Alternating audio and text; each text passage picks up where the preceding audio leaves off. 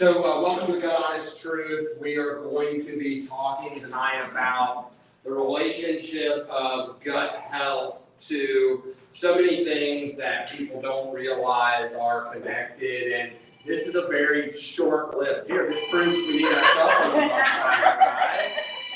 All right, I could hear that back there. Yeah.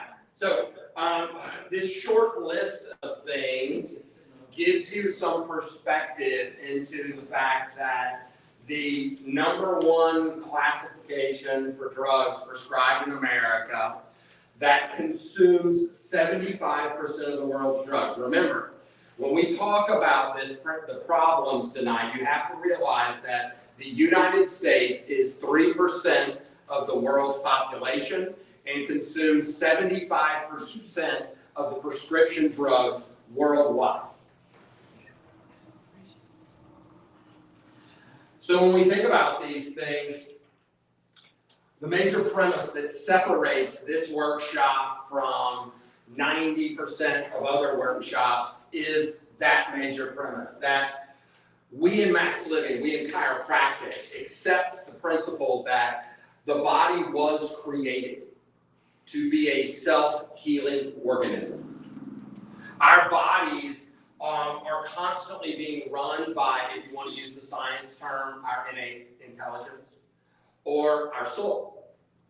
Our body's inner wisdom is constantly working for our benefit every second of every day in the background, making decisions at all times at the best, given the best opportunity, given the best environment, even in the worst environments. Our bodies will make the choice the best that it can to survive. That's part of the job of our spirit and how things work. So we've got to remember that, I want to give you some concepts of just how big of a deal this is. So many of us know that development in the womb is a very important time, right? And we're familiar with some of the things that happen from deficiencies in toxicity. But we have to remember that from the moment a sperm and an egg come together, it creates one cell. And from that one cell develops the trillions of cells inside of that womb that form the baby. And then more and more trillions of cells are now standing here running themselves, making decisions, every single cell like its own little micro-universe interacting with the other cells. And that starts from one cell. It happens with no doctor telling it what to do. There's no one in there. There's not a cardiologist and a nephrologist and the psychologist telling it how to develop. It is doing it on its own in an environment of its mother. We know that, and the reason we use the 5 essentials in Max Living is because we address the whole human being. We know that nutritional deficiencies like B vitamins, right? Everybody knows now that they give women multivitamin and minerals, prenatal vitamins, to minimize the number of deficiencies they have, one of those being B vitamins. Why? Because a deficiency in B vitamins will cause a nervous system problem that does not allow that spinal cord to form properly. Literally, the bones don't develop right. They don't surround and protect the spinal cord. So parts of the spinal cord will pooch out. The nerves will be completely unprotected, and we get spina bifida. Whatever's at the end of those nerves rots. If it's up here in the upper thoracic spine or it happens in the neck, usually the baby dies. If it happens in the lower back, usually they're amputees and they don't walk, and we see the result of a B vitamin deficiency. So we know that nutrition literally changes the development of that baby.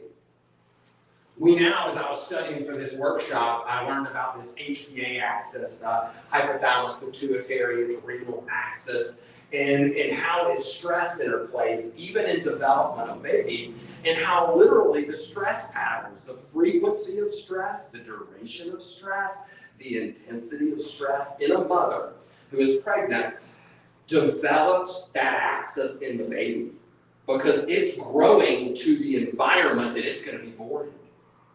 It is literally developing in utero to survive in the environment it's born in. So if it's born into a stressful environment, it needs to be neurologically developed to deal with that stressful environment. But then if the baby is born and the environment maybe is different, something's happened, something's improved, or maybe something's even gotten worse, now the baby's unprepared. And for a lifetime, their stress response is off developmentally. They're born with more cortisol, the stress hormone. When they have small incidences of things happen to them, their cortisol levels go up higher and they don't come down as well as babies that weren't exposed to those stresses. Profound that science is now testing these things. Looking at whether or not this is the nerve system, we know that even the B deficiencies affect the nervous system that controls how limbs develop. We know that from the nutrition that we talked about. But what about the expectation of a mother who, if she is stressed out and it changes her nervous system, then the sympathetic nervous system, the fight or flight, is involved. That baby is trying to be born and developed. The parasympathetic nervous system, the feed and breed system, is what controls whether or not the baby can drop down into the uterus. It determines whether or not the uterus can contract. It determines whether or not the cervix will dilate. It controls and coordinates all the muscle movements for that uterus to contract to give birth to a baby. So stress literally is a predictor of whether or not a woman has a C-section or not. So the nervous system is impacting these things. So then we look at exercise and oxygenation. If a mother isn't well exercised, it doesn't have cardiovascular fitness, then literally the blood supply to the placenta of that developing baby isn't as good. Now that baby grows with less nutrition and less oxygen. Do you think that might affect him? So when we look at toxicities, we know that we have all the opioid babies nowadays, and then we have fetal alcohol syndrome. But let's look at the fact that when the American Heart Association did fetal corpse studies, and they found over 287 different chemicals in the fetal cord blood of all samples. They sent it off to the lab. Fire retardants, DDT, pesticides, glyphosate, all kinds of nasty stuff in there. So literally the toxicity of the mother affects that child. What does this have to do with gut honest truth, your health, your microbiome? Well, it has a lot to do. And it really has to do with whether or not you will change your lifestyle based on the information, because each one of you right now is sitting here making decisions about whether or not this makes sense to you. If it is accepted, you go out, you change your life, you have a better life. If it's rejected, then you travel down the same path that you've been living. And we need to talk about those results. So things have to make sense to you. So the allopathic approach to healthcare is what we've been experiencing for the last 100 years, where this approach says that you're less than. You were born flawed. Your body has a bunch of spare parts like your gallbladder, your appendix, your tonsils. You don't need any of those. You were, and that you were born to fail. Disease runs in your family. Diabetes, heart disease, cancer, it just came with you. It's genetically your thing. And the only thing that can help you is the all-knowing doctor who will give you the medicine for depression, or the medicine for anxiety, or the medicine for your pain, or the medicine to bring down your fever, or the medicine to stop you from throwing up when you're sick. It's always coming from the outside in. And then along comes vitalism, chiropractic. And chiropractic says that we know that there's an unquantifiable part of you. Your spirit, your soul, is something that is in every single cell of your body, running your body, in the background of your body, but is in immeasurable quantity. It's everywhere within you, but nowhere. It uses the nervous system to control and coordinate all health function, but is not just located in the brain and in the spinal cord. So this unquantifiable something inside of you wants to keep you healthy, wants to make decisions, and wants you to live a long quality of life. And since we can't measure it, we accept that it is, and that it knows more than we do. I might know that the best scenario we have to make sure that you're hydrated is a half an ounce of water per pound of body mass on an average day. But only your body knows exactly how much you need that day. And so when we think about these things, allopathy says that you are the sum of your parts. And that's what you're equal to. Well, vitalism says that you're never equal to just some of your parts. And we can't measure some of your parts. We don't know everything about your spirit or your soul, but we know it is running your body. And so we look at this and try to get things out of its way. Everything we're going to talk about is in opposition to this. 40% of Americans, men, women, and children, are suffering from one chronic disease today. 40%. That's out of all the men, women, and children in this country, 40% are sick with a daily chronic illness. So how's that allopathy working out for us? Everybody's sick and tired of being tired and sick? Well, let's talk about how digestion affects it. Understanding that your GI tract is how you get your water. It's how you get every nutrient that's going to become the new you. Your blood's brand new every 120 days. Every living red blood cell in your body is brand new every 120 days. What's it made out of? What you ate and what you drink. Period. And what you breathe. Right? That's what you're made of. So what are you made of? Makes you rethink some of those foods, right? Maybe those Cheetos aren't what you want your new red blood cells made of. But we have to understand that your digestive tract is about the breakdown of food, the absorption of food, and the elimination of waste from the body. Those are the three components of it. Realizing that as soon as you swallow something, it's not inside of you. It's traveling through you, like a car does through a tunnel in a mountain. Period. Only inside of you once it's absorbed inside of you. And one of the keys to digestion, absorption, and elimination is your microbiome. The amount of bacteria, the diversity of bacteria, and the type of bacteria that go from your mouth all the way through you. When we look at these things, there's literally trillions. There's as many bacteria in our digestive tract as there are cells inside of our body. It's literally that many. And they're meant to be there. And it's not just bacteria, it's viruses, yeasts. It's these things that we have to live. To literally get some of our vitamins and minerals, we have to have these bacteria and viruses, and it affects our immune system, and it affects our brains. The body's always trying to talk to us, and it's not just talking to us through these lists of symptoms that are things that we recognize might be a problem, but it's talking neurochemically. And it's doing so through our bloodstream. And when our microbiome gets off, literally there's something called tight junctions. Hopefully you can read that. It was one of the better ones I could grab off the internet. But the tight junctions are what happens when two cells butt up next to each other.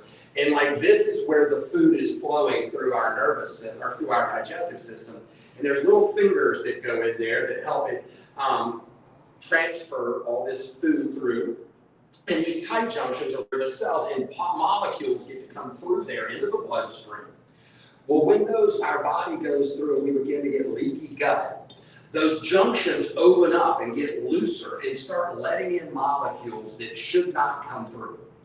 And so those get into our bloodstream. Our bloodstream has an autoimmune response to those. It's attacking them on purpose. But a lot of those are very similar molecules to some of our connective tissue and other things. And so that's how digestive system problems really also affect a lot of autoimmunity things. And so when we look at these things, to heal the gut, to deal with the 4,000 square feet, 4,000 square feet of digestive tract going through. This whole building is only 3,600.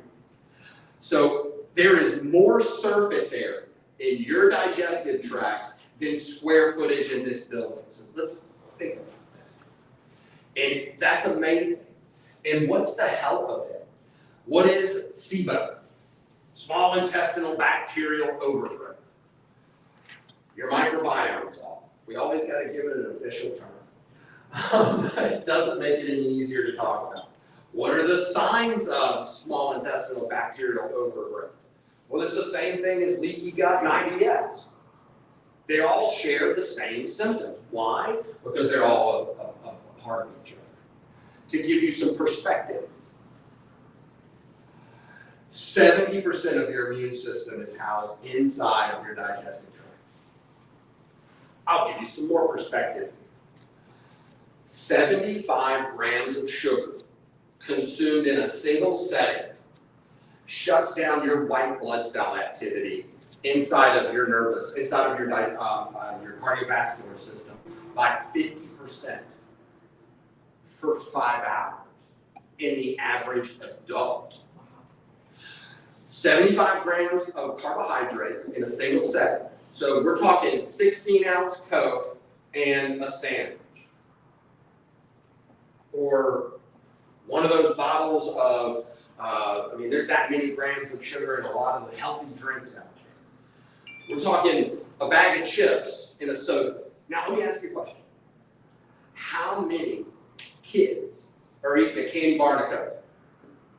How many kids are drinking chocolate milk at school with the pizza, getting crushed? Now, I'm talking about, that's 100, average adult is 180 pounds at the research. What's a 50-pound kindergartner, 40-pound kindergartner doing? How much is it crushing their immune system? We blame the schools for their sickness and the kids for being all, they're just harbors of all these infections. They bring it home and get us sick. No, the adults are crushing their immune systems. The kids, there's nothing wrong with the kids. There's something wrong with the parents who are feeding the kids. There's something wrong with an America that allows that stuff to be marketed to children. And that's just the sugar, not the food dyes, not the additives, the preservatives. We can go on and on all day. So 80% of people with bowel troubles have small intestinal bacterial overgrowth. 80%. So if you're wondering, hey, I have stomach problems, I wonder if that's me. How does this affect your brain? What's the gut-brain axis? Well, your brain utilizes the same chemicals that the gut uses. So dopamine, serotonin, norepinephrine, acetylcholine, all these things are the same chemicals. But look at that. Are you aware that 50% of the dopamine that will be produced in your body is produced by microbes in your gut and then absorbed in your bloodstream? Fine motor control. Think about it, folks. Who here has a fear and never wants to get Parkinson's disease? Raise your hand. Don't want to get Parkinson's disease. Awesome. I'll raise 2 hands. So the fact is that Parkinson's is when the substantia nigra runs down, stops functioning properly, your brain's not getting enough dopamine, right? That's what we're told, right? But half the dopamine that's going to be produced in your body is produced by the microbes in your gut. So what if your gut's sick and you're only getting 20% from the gut, and now your brain's got to produce more to keep you happy and move your body and do all these things? You think it's going to wear out faster? Dopamine, one of the feel-good chemicals. It's one of the things we get from sugar. Right? We get an artificial buzz off of it, and then we come back down, and our kids are getting massively affected. They're addicted to it. They're addicted to that sugar. They want it, and because it makes them feel good for a little while. But it's crushing their immune system, and then they crash. Well, they're getting artificial bumps and dopamine. They really don't care about the sugar. They want the dopamine. That's the feel-good chemical that's produced in response to the sugar. So the 75 grams comes back into play here because it's shutting down their microbiome. Every time they binge on sugar, every time we binge on sugar, every time we do something that damages our microbiome, we're affecting our brain. 90% of the serotonin. Serotonin reuptake inhibitors, the #1 prescribed medication in America. #2 is antidepressant. #3 is antipsychotic. Those are the top 3 prescriptions in America, all affected by the microbiome. How many kids are running around on Adderall, Ritalin? Ask a teacher. Lord help. I mean, come on. Realizing that that is where your serotonin and your dopamine and your immune system live. Your health of your digestive tract, hopefully now, will become a better priority. The foods that we eat and feed our children will hopefully become a better priority. Your comments about our nutrition in school systems at the next school board meeting will become a priority. Being bolder when you speak to your children and grandchildren about why they shouldn't eat that, instead of just trying to shut them up and let them be happy for the moment, which we've all done. Not perfect here, I'm not saying that, and I definitely have given in. But the fact is, I do it less every time I study for a workshop. And that's all we're here to do. None of us are going to get out of here perfect, right? So why, I mean, we've got to try to be better. But we've got to be willing to change. So what is it? Digestion happens, maldigestion, the pillars of digestion. #1 is bad digestion. What does that mean? Bad breakdown of food. What is that characterized by? It's pancreatic insufficiency, meaning that we think of the pancreas as only being involved inside of diabetes, right?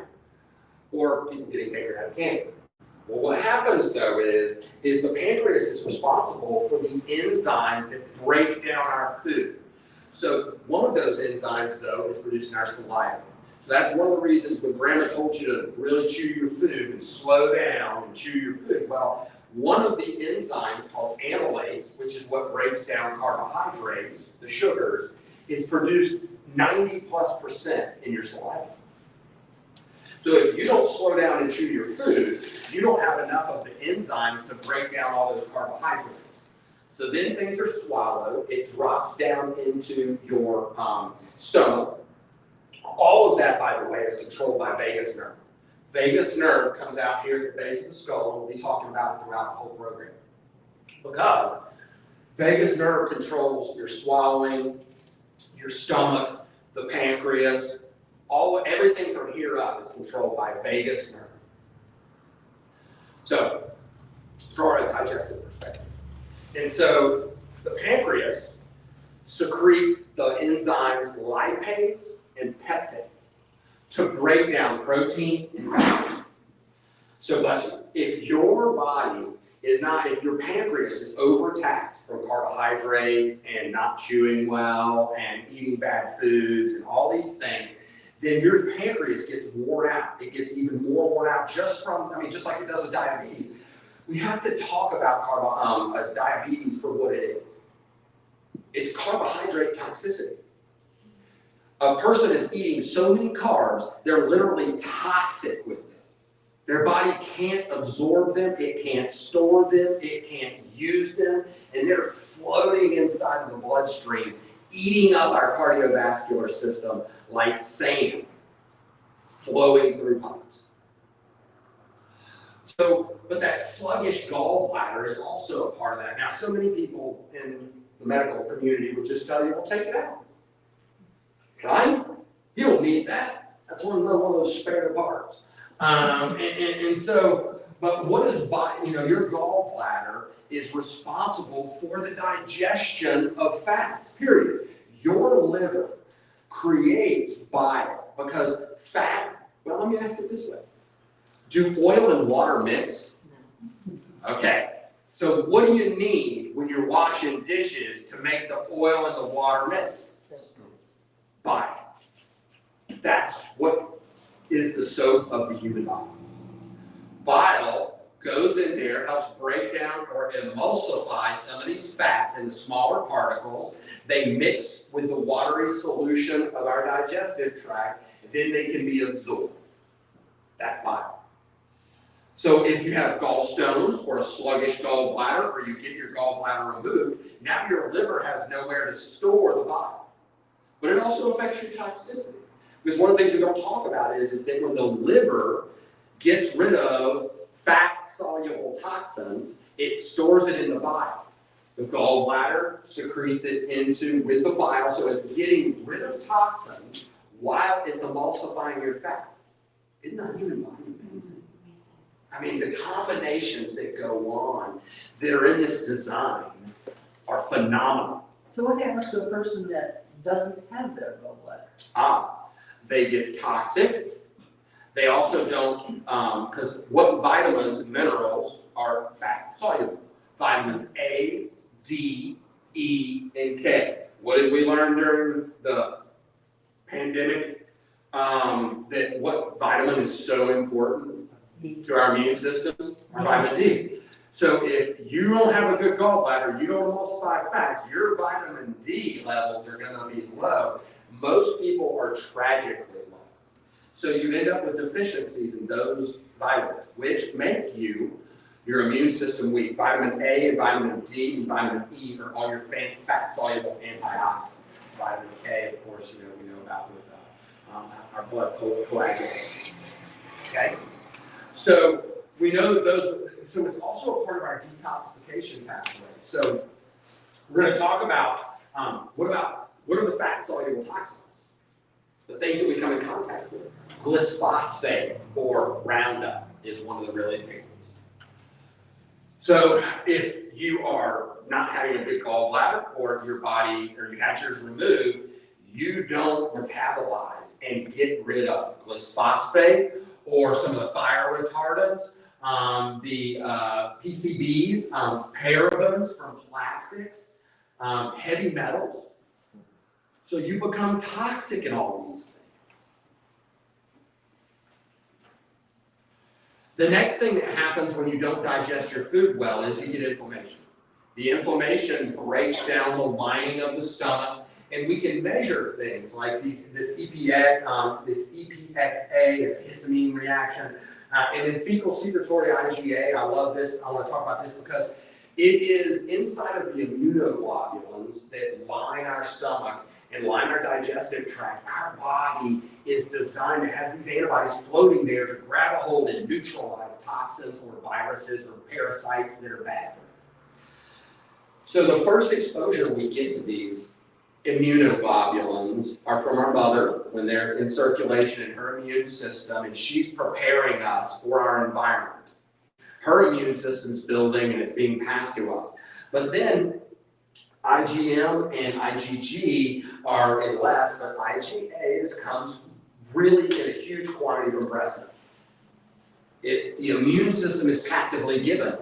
So colostrum, the first milk that comes out, has all of it in pretty equal concentrations. And it's meant to be the first meal to coat and line the digestive tract of a baby on day one. So if that doesn't happen, they're immune deficient from day one for the rest of their lives.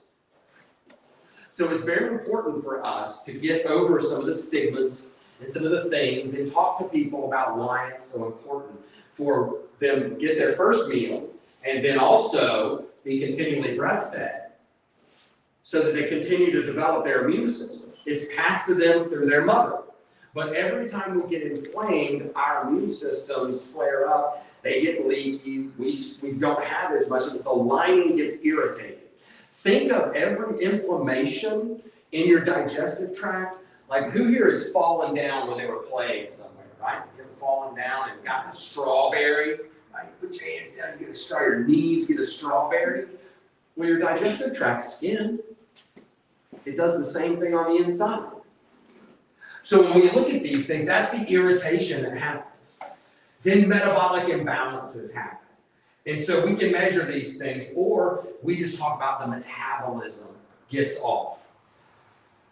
One of the biggest ones is glyphosate. So literally we are seeing massive amounts of glyphosate in Cheerios and every wheat product out there, crackers and cookies, anything made by Nabisco and General Mills and all this stuff. They're using Roundup ready wheat. You are literally eating it. And it is poisoning you. And every person who doesn't have a gallbladder is even worse. Every person who has gallstones, even worse. They can't metabolize it. They can't expel it. So dysbiosis happens. So now we've got the bad digestion, we've got inflammation, and we've got all this going on. Now the microbiome gets out of balance, and it doesn't produce enough serotonin. It doesn't produce enough dopamine. Your immune system gets affected. 70% of it's there. And then we start to get sick. And allopathy says, I'll just give you an antidepressant to fix that dopamine problem or that serotonin problem. I'll give you an antipsychotic, or I'll give you a whatever to fix it. So all these things happen. And the gut microbiome gets off, and we need these good bacteria. So these are the number one probiotic foods.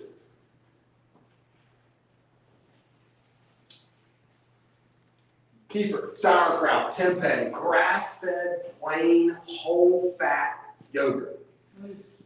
Kefir is more of a liquid version. It's a fermented liquid beverage. It's milk-based.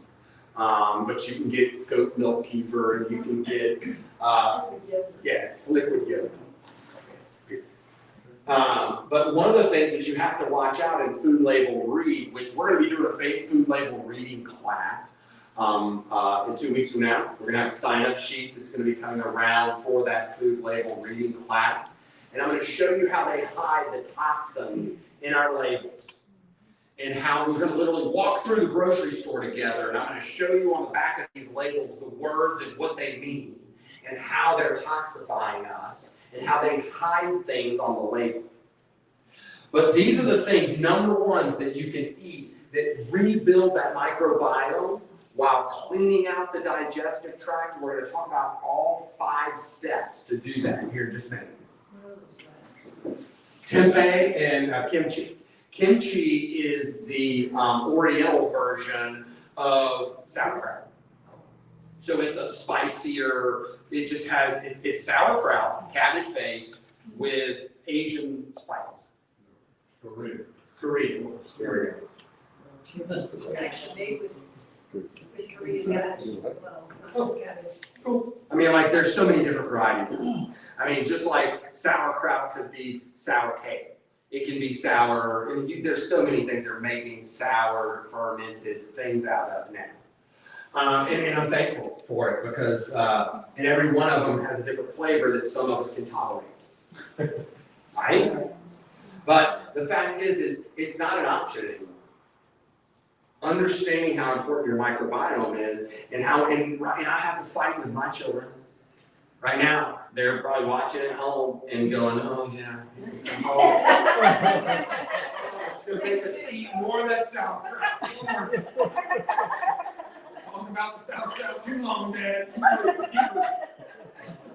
That's what my children know are saying on this program. And that's the reality of it. But it is what it is. It's worth the fight to me. Because if I don't fight with one of my middle son, and I don't do the battle, and he wins the battle at Grandma and Grandpa's, and he gets the sugar that he wants and the pizza that he wants, and then all of a sudden he comes home, and he doesn't eat the sauerkraut, and he doesn't drink his water. We spend the next week with that kid snotty, and he doesn't sleep, and his belly hurts, and he just wakes up at 4 a.m. and he's like standing over the bed going, I need help. Very freaked out thing. You ever woken up with somebody standing over your bed? It's not a good idea. And be repeatable? I mean, this is not a good scenario. So I'm being honest with you, I experience these things too. But the thing is this is worth the fight. Right? Infection. You need to train your grandparents. Oh, well, that's a whole different workshop. They're really rocking it and everything else, but just that. The pathogenic, in these bacteria. So when the bacteria die, just like anything else, it leaves a niche. If there's an empty space in your garden and you have weeds and you have other plants, what takes over the empty space? Weeds, the stuff we don't want. Same thing in the microbiome. Those pathogens are sitting there losing the battle and the good bacteria are winning, but as soon as something happens and there's an open space, they're designed to go in and take over. Once they have a foothold, it's harder to get rid of them. They're in the trenches, so to speak. So how do we really do it from a real health perspective, from a vitalistic model? Everything, there is a saying in chiropractic, the cause is the cure. The cause is the cure. Because if we can identify the cause and we get rid of that, the body will fix itself. Whereas in allopathy, they say that the cure is the drug. You're never going to be well. You're flawed. And once you have a problem, it's going to get worse throughout your life, and you're going to need more live drug to survive. So, do we understand? And I want to identify this. The sicker you are, the more profitable you become to them. Do you know the number one, raise your hand or speak out if you know the number one cause of bankruptcy in America? Medical costs. Major medical bills. Number one cause of bankruptcy. Number two is probably education. Yeah, the lack of it on what really causes disease. Yeah, so we want to remove that interference. We want to restore the vitality of the body. Those are the top 5 things that are causing our digestive systems to fall apart.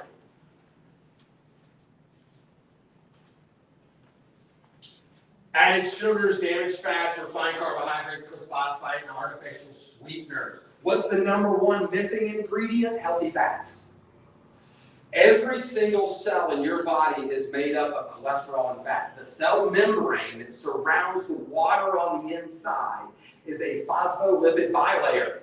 Fancy word for fat on the outside, fat on the inside, and then a layer in the middle. So you're coated, and every single cell in your body is made up of fat. The nerve sheath, the myelin sheath that rots in people with MS and causes neurological problems, that's made of fat. Omega fats, to be very specific. So 70% of brain tissue is fat. Fat is metabolized down into cholesterol. So if you're taking cholesterol medications, you're not metabolizing your fats properly, you're going to have a sick brain and a sick body, and every cell in your body is going to eventually be sick. No one tells you that 80% of the cholesterol in your bloodstream is in direct response. Your liver creates 80% of the cholesterol on purpose. Only 20% of total cholesterol is actually absorbed through the digestive system. So how are we going to fix this? Well, we're going to do the 4 R's. We're going to do the remove phase. And so how are we going to get rid of these bad bacteria, parasites, yeast, and things like that? Now, medicine will just say bomb the city, right? Right? Give it an antibiotic. Let's just right? But what happens when they run out of antibiotics? Anybody heard of the infection C. diff? Right? What's the number one cure for C. diff that they use? When the antibiotics don't work, they just can't get rid of it, what do? Anybody heard of this? It's really gross. Oh. They take poop Yeah. from a healthy person and put it into the colon of the sick person, and those healthy bacteria re-inoculate the colon, and the C. diff goes away. Yeah, it's gross, but but I'll take it over diet. So that's the idea. The number one cure is life, restoring the balance of the bacteria. I didn't say it was going to be popular. I was just going to tell you it was the truth. And sometimes it's poop is, you got to talk. How are we going to repair the lining once we're starting to re-inoculate and we're trying to get rid of those pathogens? We're going to do all 4 phases at the exact same time because they all do, you can't do them separately. So what we want to do, we use intermittent fasting though. So to heal something, you have to stop using it, right? If you have a cut in the joints of your hands and you keep bending your hands, does it take longer to heal? What if you stop using it, you put it in a brace, and then you just keep it clean and everything else? It heals really fast, right? Same thing with our digestive tract. But we're going to eat. So you do intermittent fasting. The 16-8 window is the best that I have come across. 16-8, where you have an 8-hour window where you can eat and 16 hours where you don't, because you get at least, hopefully, 8 hours of that sleeping. So, hey man, you get to skip breakfast. I'll quit eating, 7 o'clock or 8 o'clock, depending on when I get home. And then I have to go until maybe 1, 12, 1 or 2 the next day. And I do it every Monday, Wednesday, and Friday. So every Monday today, I skip breakfast. I quit eating, I skip breakfast. I drink a lot of water. You can drink black coffee. You can drink clear liquids. You could, even drink the brine of the sauerkraut, but you don't want to eat any of it because that's inoculating, and it's a clear liquid. Good. It's awesome. Love it. But the thing is, and it's inoculating, so you're repairing. So you're giving your digestive tract rest so that the lining has time to repair. Then we're going to replace the enzymes, things like the betaine or betaine, HCl, the bile salts. Bitter foods are really amazing for this, and they also stimulate that gallbladder. So things like the bitters, arugula and artichokes, and so many. Apple cider vinegar is a great one. Sipping apple cider vinegar is qualified as a bitter, plus it gives you the HCl, because one of the things that's missing is enough stomach acid. Not too much. It's not enough stomach acid to break down your food. I'll tell you why people have the overwhelmed stomach acid and why they keep replacing those, and we'll figure out here in just a minute. So for anyone who's had their gallbladder removed, it's absolutely important that you also take the digestive enzymes. So we'll talk about, I have all the supplements that you would need to do this in a bundle here in just a few minutes. But the apple cider vinegar helps break that down. It's a bitter, and I really think that ought to be just part of your stock supply, and you take a little sip of it before every meal. Period. It helps break things down. It stimulates the gallbladder. You can take it before a meal. You can do it first thing in the morning, and it really helps stimulate even weight loss, and it helps fight off the quote bad cholesterol, which, again, that's another workshop where we're going to talk about how there is no such thing as bad cholesterol. There's a bad ratio of cholesterol. And it is 100% about that ratio. LDL is not bad. But the fourth phase is to re-inoculate. So what we do is, one of the big things that I think is the best thing is we need a sweep. We need something to go through and clean out the digestive tract while leaving good bacteria behind. And so I even encourage people to use a forkful of sauerkraut every night. That's what we do with the kids. It's here, take a forkful of sauerkraut, eat this, then go brush your teeth. And it is what it is. Or, you can use a forkful of kimchi. You could do a spoonful of yogurt. You could do all these things, and even oscillating them, changing them up. It's not always just sauerkraut. It's not even the same brand of sauerkraut in our home. It's sauerkraut until that jar runs out. We use yogurt, or we use whatever, and we're doing it on an empty stomach. so that it goes through and re-inoculates. But when you use kraut or you use kimchi, fibrous vegetables like the cruciferous vegetables, broccoli, cauliflower, Brussels sprouts, those also act as a broom, taking out the bad stuff while giving you sulforaphane, which is an enzyme that comes from cruciferous vegetables. It stops the bad bacteria from being able to replicate, but it does not affect the good bacteria. They're meant to be there. Well, now that was not what I wanted.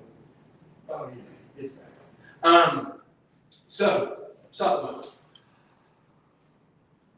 You have to decide right now how important, how out of balance, how many rounds of antibiotics have you had throughout your life, how much fermented food have you eaten throughout your life, and how healthy do you feel like you're, do you have all the warning signs? Do you think you have IBS? Do you think you have digestive issues? Do you have a sluggish gallbladder? Have you had your gallbladder out? These are all the questions that only you can answer for you. So that determines what you need to supplement with. You also have to say, how readily am I going to go buy that sauerkraut, do the kombucha, the kefir, all these things, and make a judgment based on you determines how much you need supplements. Okay? Or do I have to take them all, just like if I'm taking probiotics? Well, that's no. This is all. This is a someone who has had a poor digestive tract for a long period of time would be needing all of this stuff, and then phasing out certain ones as the body heals. Because the idea isn't to keep you on this all your life. Just like I don't want you on any drugs for all your life. The idea is to heal the system and slowly come back off of all these things when your body's doing it on its own.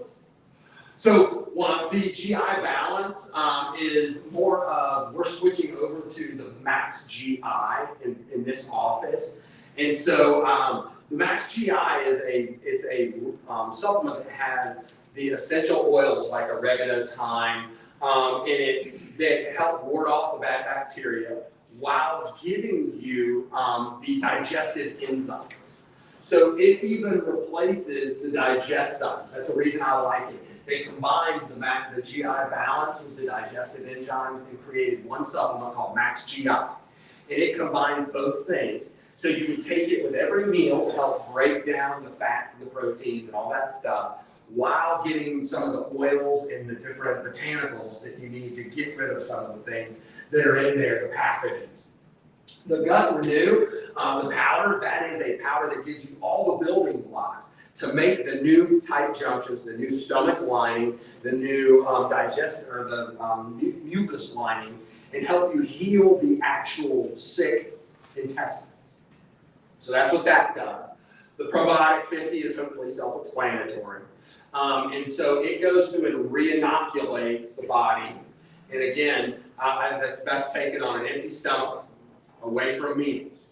Whereas the Max GI or the Digestizymes, and we have that is all over there, both of those are taken about 15 minutes before the meal to help you break down those. Now, if you don't have a gallbladder, then you need things, something like the Digestizymes, which is or it's actually called liver gallbladder, which is another supplement that has ox bile in it. Ox bile is then going to help you have the ability to emulsify those fats. So that's where they get it. And so it's bile salts to help you be able to digest the fats until we can get your gallbladder healing and functioning better. All of these things that I'm talking about with the diet is what allows to pull the pressure off of the gallbladder and off of the liver so that they're healing the whole time. You're giving it, and so it's less of a demand. So all of a sudden, the body can heal. It can focus on trying to do that instead of just trying to digest your food. Microbiome support is a new supplement. Yes. Got it. Yeah, when you speak of an empty stomach, when you consider it empty, is it 16 hours after fasting, or are you talking 4 hours? Just in between. Empty stomach to us is anywhere, I calibrated it 2 hours after a meal. 2 hours After a meal, or at least an hour before a meal. Okay, I wanted to make sure. Yeah, you're gonna take it, don't wanna waste your money. Don't wanna pee and poop your money away. Right? Let's be honest. And so that's one of the reasons that we even started carrying supplements, because the stuff we buy at CVS, the stuff we buy at Walmart, these are things that are inert compounds. Calcium carbonate is concrete. It's concrete. That's what's going in a lot of the calcium supplements that people are spending money on. You're paying money for concrete. Anyway, and so when we got these supplements, when Max Living actually started carrying supplements, they certified that these things are bioavailable and they're in concentrations and that it's 95% bioavailable and absorbable. So that at least you're getting what you pay for and you can absorb it. So now, who has questions about supplements or situations or different things to help rebuild the microbiome? Anybody got any questions about what's next? Is milk a good source of calcium? Dairy products? It's not very absorbable, actually. Your green leafy vegetables like kale and collards and dark lettuces, things like that, those are better sources of and better digested than that was great for the Milk and Dairy Association, but it's not for digesting calcium. Who else? You were talking about fermented a while ago. I was having lots of talk with Carlson, and they were talking about big pharma and what they were doing and such as that. But they were talking about they were getting Canadian cheese because it was not pasteurized and it was fermented, and they were talking about how much better it was for you, but you can't get it. Raw cheeses are available at Whole Foods in the section right there in front of their, it's the cheap section right there. You walk in and it's in a cooler section right there, and they're super small quantities. And yes, raw is best. Grass-fed organic is the source that is the best of any dairy product. Grass-fed organic is the highest that you can get. Raw is the form that is the best. Raw cheese is also available at Food City. Is it? On a regular basis. When you walk in the store, there's those little deli cooler things that are sort of islands. They've got raw cheeses there. Awesome, thank you. I haven't shopped there in a while, so there you go. All right. Why chiropractic? Why are we talking about this? Because we are the section of healthcare that wants you to live to the quality and quantity that you deserve. Every single one of us is a real live human actually having a life that is a mother, a father, a sister, a brother, somebody to someone. And we believe that God has a purpose for each one of us. And if we can help you live to that potential, then you go out and make the world a better place. The central nervous system is simply the place that we were created. Your brain is what controls and coordinates all function in the human body. Every single part of you, from the moment you even think about food, remember Pavlov's dog, right? The salivary response is the vagus nerve controlling your salivary glands in thought of the food. When you taste it and you're chewing it up, your vagus nerve is using the salivary glands and all of those taste buds to calibrate how much protein, how much fat, and how much sugar is there. It produces the amylase to digest it right then. Then it tells the pancreas how much of each of those enzymes to produce. While you swallow it, it controls the swallowing. And then it controls how the stomach functions, whether or not it opens and closes. So it's not that you have too much stomach acid, it's that your stomach isn't opening and closing properly if you have acid reflux. What are the two causes of acid reflux? It's either mechanical or neurological, right? So one is affected by the size and the amount of the belly pushing back on top of the stomach. It pushes the stomach up into that gastroesophageal sphincter. And so to reduce that pressure, we have to lose weight. If it's neurological, then it's vagus nerve not controlling the sphincter or the opening and the closing of the top of the stomach, so it is subluxation based. So you're eating too fast, swallowing, you're not tasting your food, you're not digesting it. It is a neurological control. Someone is subluxated and their vagus nerve is not allowing the stomach to open and close properly. What is the number one posture of somebody who's subluxated? How many people are doing this these days, right? Half of you just straightened up in your chair. That's how common it is, right? I could have just said that. And so when you and how many of our kids would book that? How many of our kids, right? I mean, we see them, they look 90, and they're 5 in kindergarten on the way to school, and they're hunkered over, right? It's ridiculous. We have a couple teachers in here, they're laughing the hardest because they know how tragic it is. They have to laugh to quit from crying, right? And we know that these are the problems. Subluxation alters the environment of a nerve, breaks down the communication between the brain and the body. It is a misalignment of a vertebra putting pressure on the nerve. Whatever's at the end of the nerve, dysfunction. Dysfunction is also classified as dis-ease in Latin, a lack of harmony. We got rid of the hyphen and moved the words together and created disease. Originally, it was lack of ease, dis-ease. In chiropractic, we still talk about it that way because the vagus nerve isn't cut by subluxation, but the environment of your atlas and axis in your skull changes the environment that nerve is in and changes its ability to transmit and receive information back and forth to the brain. That's chiropractic. It's how it affects every man, woman, and child from the moment that they're born. Leave you with a story. I have a lady who hopefully is watching at home, and she has 3 wonderful, beautiful children. She's a new patient in the office, and all of her children were born with spastic, alternating torticollis. 3 kids, all of them born. And the age group's like 10 all the way down to just a couple months. So the doctors could not explain to her why each of her kids would have the head get stuck to this side, and then it would think she would do enough therapy and she would do things, and all of a sudden it would go to this side. And they couldn't get it to be stabilized. And she came in and she told me that was one of the things that she was worried about and all these things, but she was here for back pain.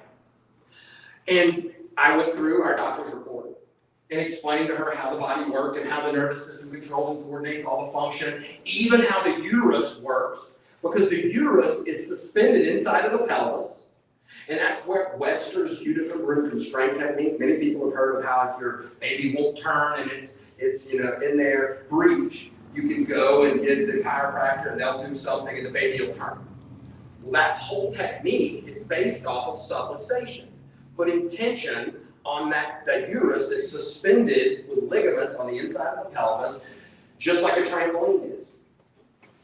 So now that's how every organ in the body is. It's not just the uterus, it's every organ in your body is suspended in there. So now she comes in, back pain. She goes to the doctor's report, we go in to look at her x-rays.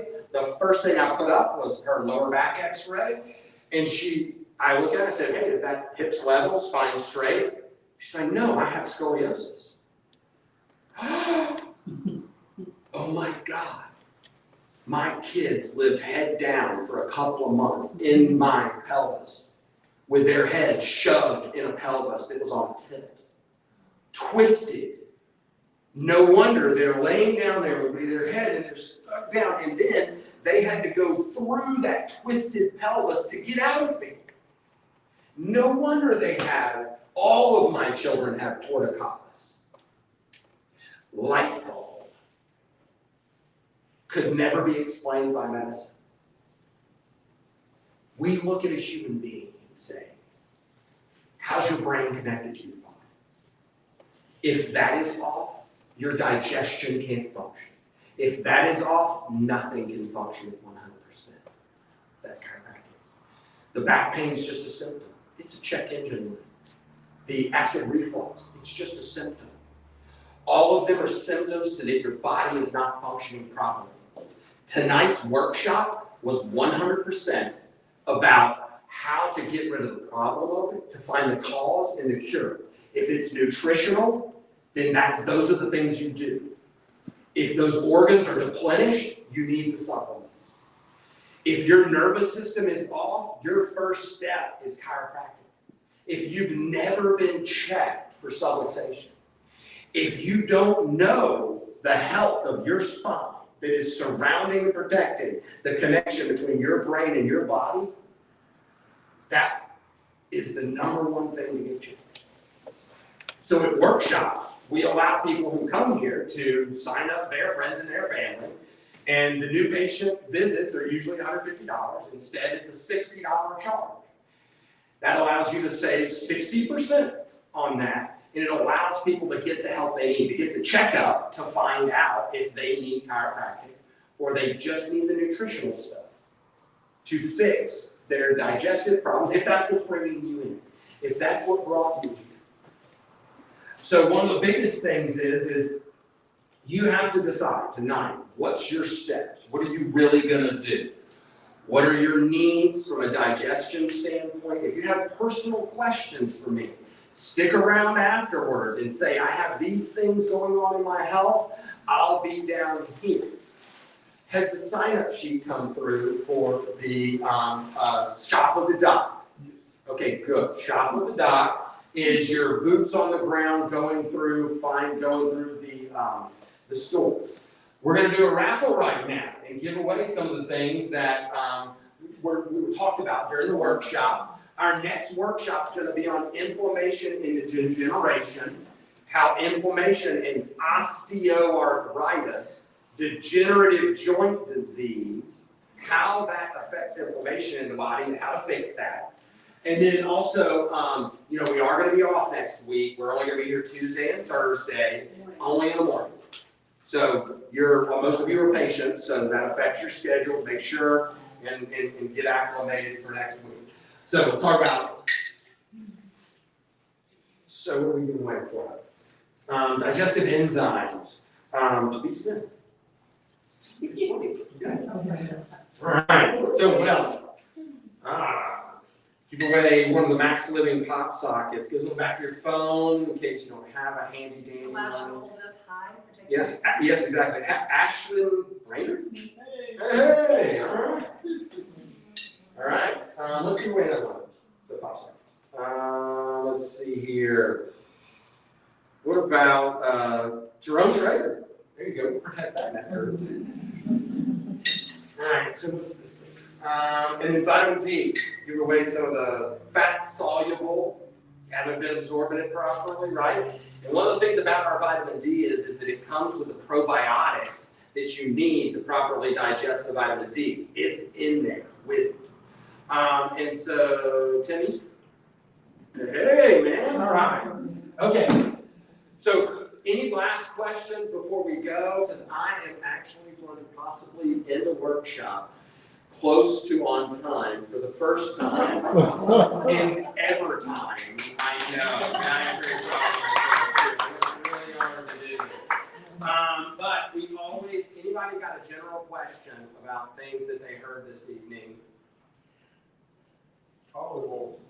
I saw a thing today, said we should take a shot of good quality olive oil every day. It's a great source of healthy fats and polyphenols and all of these things. Thank you for mentioning that. At the Shop with the Doc, we'll go through and look at olive oils and talk to you about how to read the label, because the source, the amount of time that's been where it's bottled, like you want as few countries as possible. There's just lots of stuff that you need to know about the bottling process, the number of countries, the harvest time to when it goes out, expiration date. You got to look at that label for all those things to know the quality of your olive oil. So you need to be doing that while we look at different labels. And cold press. Of course, yes. You want cold press. Yeah, we're going to talk about all those details at that Shop with the Doc. So that's another reason for being there, so that you can see the differences in those labels while we're talking about it. What else? You said a shot of apple cider vinegar. Well, I Teaspoon sip, or- just a teaspoon or even less. All it takes is just a little bit. And again, that's right before a meal. And then one of the things, and another thing, remember, acid is meant to break down the food. The enzymes are meant to break down the food. The amount of fluid that you drink dilutes all other substances. So one of the big things that I failed to think about was you are supposed to only drink the amount of fluid that it takes to keep from choking while eating. Whatever that is for you. So if you're consuming a big gulp full of fluid with a meal, you've got to produce that much more acid, that much more enzymes to create a concentration that will digest your food. You need to wait at least an hour after a meal to consume more than, say, a cup of anything around a meal. Yes? You're saying when you eat your meal, you shouldn't drink? You should not drink more than a cup of fluid. I never understood why my parents did that. My parents did that all the time. I know most people consume most of their fluids with their meal. They come in, they sit down, I'm thirsty, I've been working, I've done this, woo, I'm gonna drink a bunch, I'm gonna eat a bunch, and then they wonder why they're so bloated and lethargic and they're swelling and all these things. Well, your body just had to produce so much more acid, so much more labor to be able to digest your food. What else? Plus, I had a therapist, say that we use our liquid to wash stuff down rather than chew. Yes. It's a great way to, I don't have to chew this up, I don't have to take the time, I don't have to break it down. And so, here, yeah, I love that. Another great point. You mentioned what we spoke before this workshop about the timeline for healing your gut. How long, if your gut's not healthy and you start doing these things, how long will it take for it to get healthy? That's a great question. I love that, because you would not plant. I planted 12 blueberry bushes this year. Do I really expect blueberries this year? No. Same with our guts. You cannot plant a new tree and expect fruit. So you got to give it at least 90 days.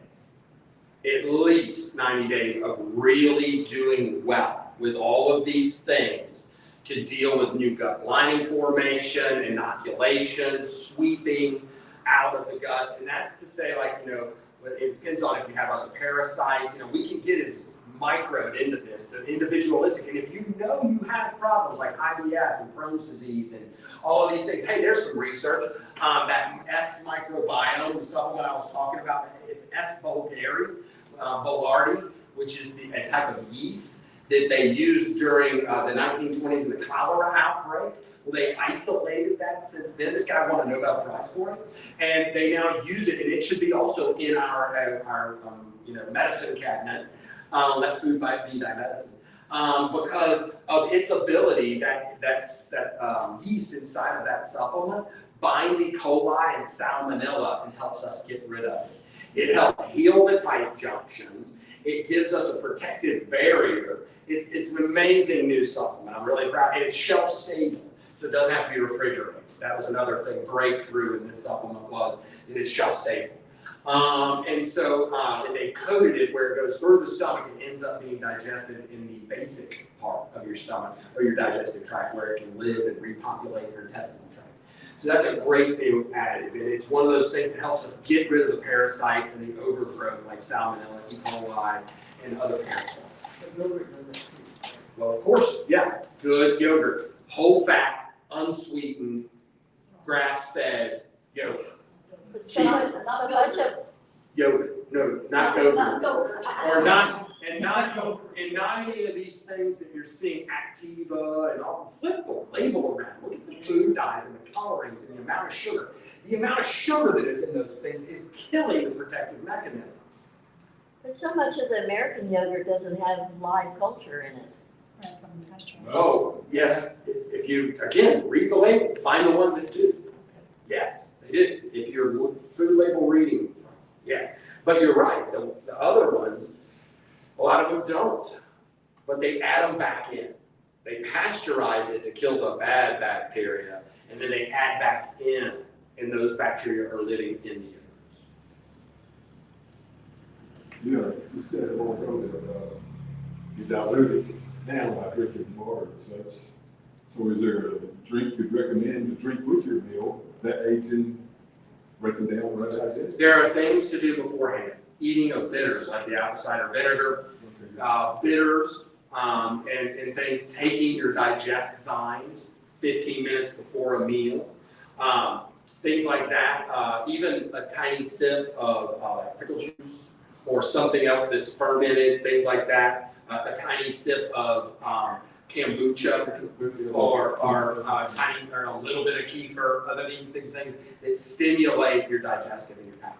Yes. But even if you poured yourself a glass of pickle juice to drink with your meal, that's still too much Too liquid. much fluid. We're talking a sip. Just enough to activate that vagus nerve and to prepare your palate and to give a little bit of that stimulation. And it also helps the gallbladder, things like that. What else?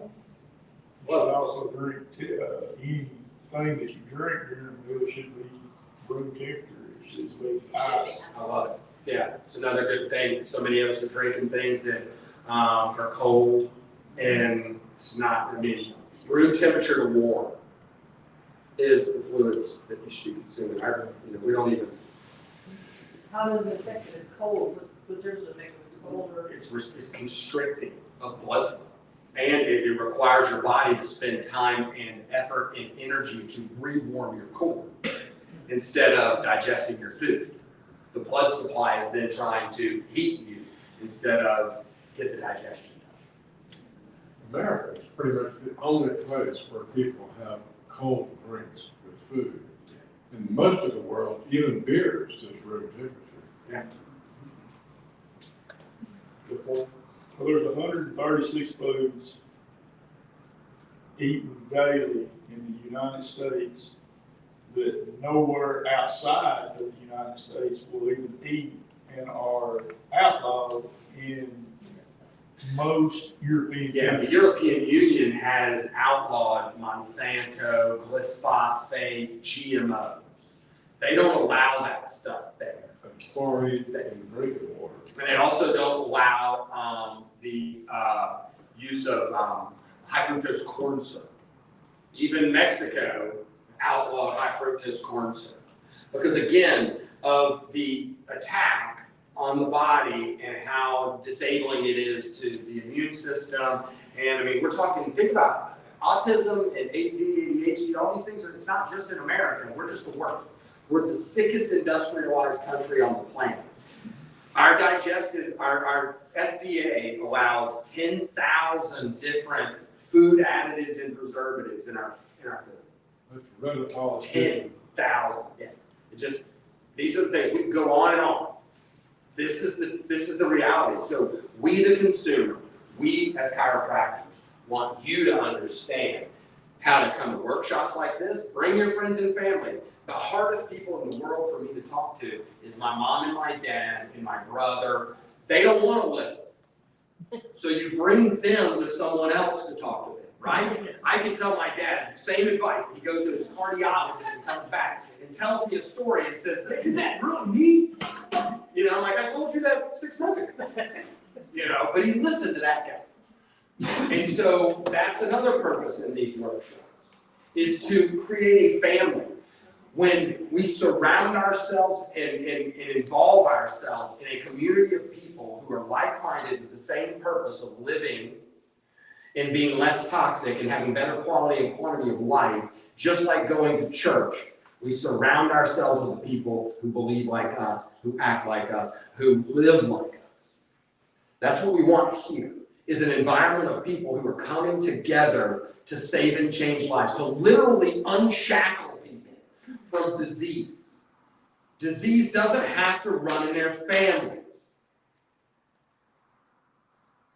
We have to change.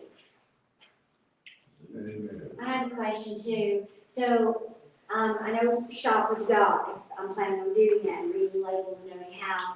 But somebody who lives a super busy lifestyle and on the paycheck to paycheck. How does somebody know how to plan a meal and to have stuff ready and to shop? Because, I'm starving by this time of day, and the first thing I want to do is go through the drive-thru and grab something. Absolutely. I don't have anything at home prepared, so what do you recommend? I love that. That is a great thing, is because we have to realize that the food by God is already prepackaged. An apple travels, an orange travels, a pear, a banana, all that stuff's way better than McDonald's, which has been under that cake tray for over 7 years. You can eat it. We had a little girl eat a fry not too long ago. She didn't get sick. I was literally losing it. That is a very mild way of putting it. I could use a lot of flowery words right now.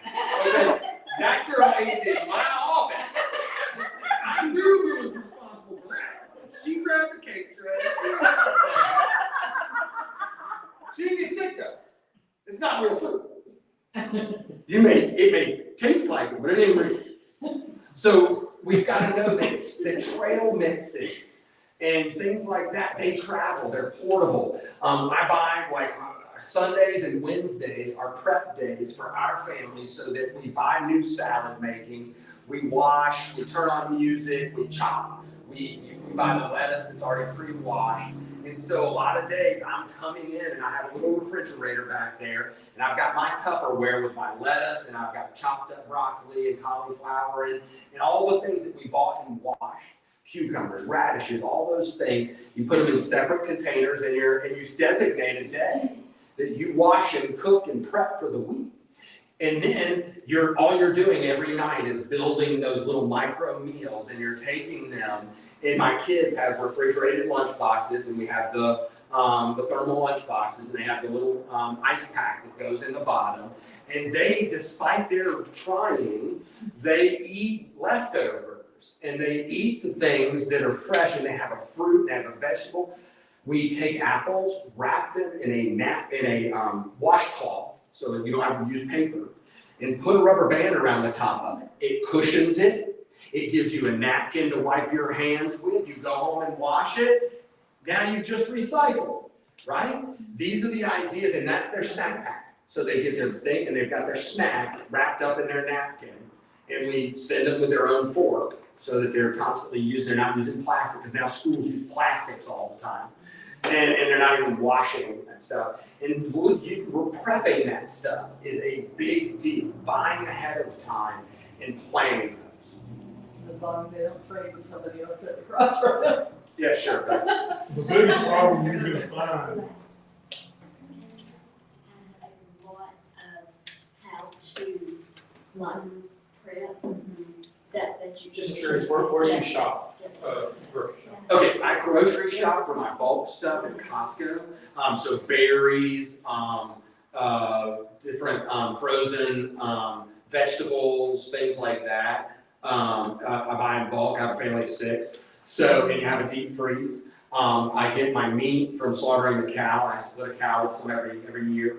I get deer meat for people who are kind enough to shoot one and bring it to me, and I pay for the processing. Thank you, some of you probably in the room. And then we have people buy local eggs. I have patients who bring eggs, and they're available here to other patients. If you want to sign up, I can have eggs delivered here every Wednesday. There's a phone number on the Phone number over there. corkboard. I buy my raw cheeses at Whole Foods. I buy any certain meats, like if I'm gonna have bacon on a weekend, I'll buy it there because they have Thompson's Farm, and it's 100% pasture raised, organic. These are pigs walking around the woods, and then they slaughter, and that's the kind of bacon we'll eat, and we just do it on a limited basis. And then I shop at Ingles for a lot of my herbs and spices. That's why I do the shop at the dock at Ingles. And now I'm going to start looking at Food City for raw cheeses. And I just learned that today. So Wildwood goes for different things. Especially the raw nuts and seeds, wildwood kind of. Raw nuts and seeds, Wildwood. Yes, that's why. But Costco's amazing too. Buying organic cashews, organic pistachios, organic, and you buy them all separate and make your own trail mix. Then it travels with you. I've got handful of trail mix back there, I use chlorine and handful of trail mix to get ready for this. The second thing about the United States right now is it costs you twice as much per week to eat healthy Yes, it does. as it does to buy the garbage that they want you to buy to kill you.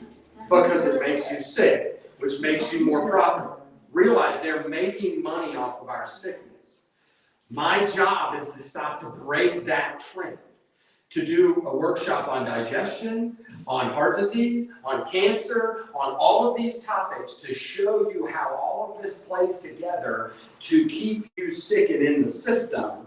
Because the sicker you are, the more profitable you are. The earlier we can get you sick, the more money we can make over your lifetime on you.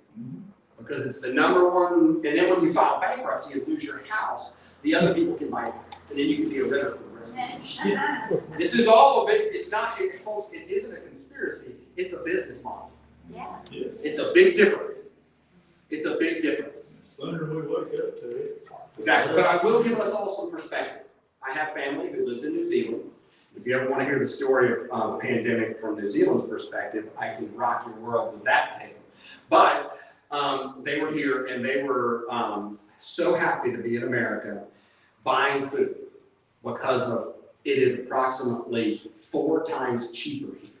Wow. She is a family of now of 5, and they average the lowest week they have per month is $600.